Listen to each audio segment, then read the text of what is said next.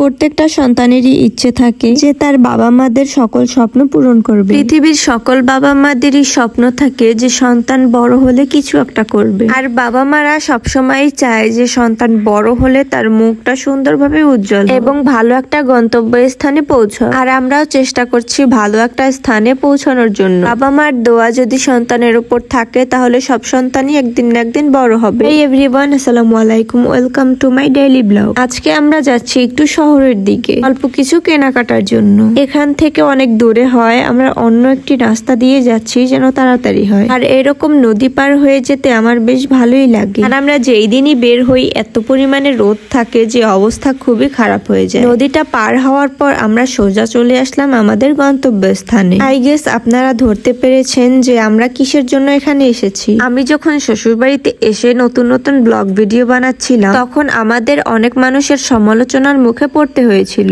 এবং আমাদের অনেক বাজে বাজে কথা বলতো। তখন আমরা মন খারাপ করে কিছুদিন ভিডিও আপ করে দিয়েছিলাম। আশেপাশে পাড়া প্রতিবেশীদের কথায় আমি যখন ভিডিও আপ করে দিয়েছিলাম তখন আমাদের অবস্থা মোটামুটি খারাপ ছিল। যখন আমাদের অবস্থা খারাপের দিকে ছিল তখন আমাদের পাড়া প্রতিবেশীরাও মুখ ফিরিয়ে নিয়েছিল। তখন আমরা আবারও ভিডিও স্টার্ট করি এবং আলহামদুলিল্লাহ মোটামুটি এখন ভালোই আছি এবং নিজের টুকিটাকি ইচ্ছাগুলো খুব সুন্দরভাবে পূরণ করতে পারি। আমার এই ছোট ছোট ইচ্ছা এবং ছোট ছোট আবদারের পিছনে একটি মানুষ ছিল, আর সেটা হলো আমার হাজবেন্ড। সে আমাকে সব বিষয়ে সবসময় অনেক সাপোর্ট করেছে।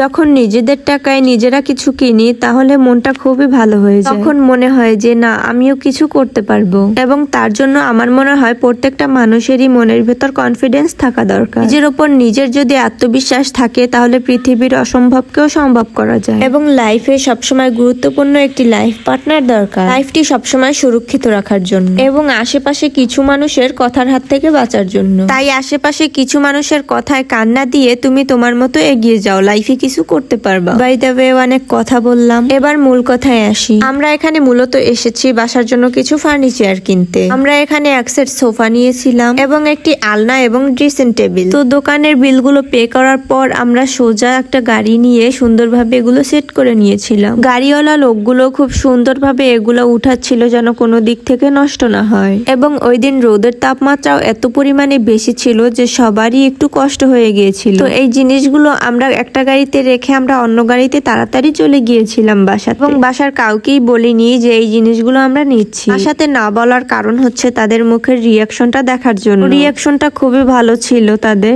অবশেষে আমরা এগুলো সব বাসায় উঠিয়ে নিলাম। আলনাটা নামানোর পরে খুব সুন্দরভাবে সোফাটাও নামিয়ে নিচ্ছিল। তারপর ড্রয়িং রুমে রাখার পর এত সুন্দর লাগতেছিল এবং সম্পূর্ণ লুকটাই চেঞ্জ হয়ে গিয়েছিল এবং সেটা আপনারাই নিজের চোখে দেখে নিন। আমি ওই দিন এতটাই ক্লান্ত ছিলাম, রোদে আসার পর খুবই টায়ার্ড হয়ে পড়েছিল। সেটা আমার মুখের রিয়াকশন দেখলেই আপনারা বুঝতে পারবেন। অন্যদিকে আমার ছোট ননদ আমাদের ভিডিও দেখেও খুবই হাসতেছিল এবং অনেক মজা নিচ্ছিল। ভিডিওটি ভালো লাগলে লাইক, কমেন্ট, শেয়ার এবং ইউটিউবে সাবস্ক্রাইব করে দিবেন। Thank you so much for watching. Tata.